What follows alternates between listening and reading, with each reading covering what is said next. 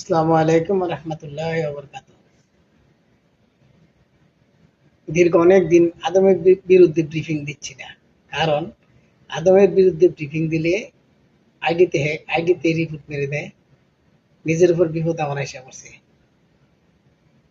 আদমের বিরুদ্ধে সংলাপ উত্থাপিত করার জন্য। সো আসলে একটা সিস্টেম।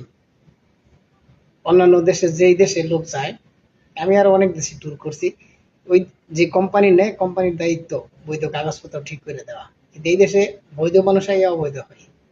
3 মাসের ভিসা দিয়ে আনে, হোক সে কোম্পানি, হোক সে কফিল, হোক সে যে কোনো প্রতিষ্ঠান।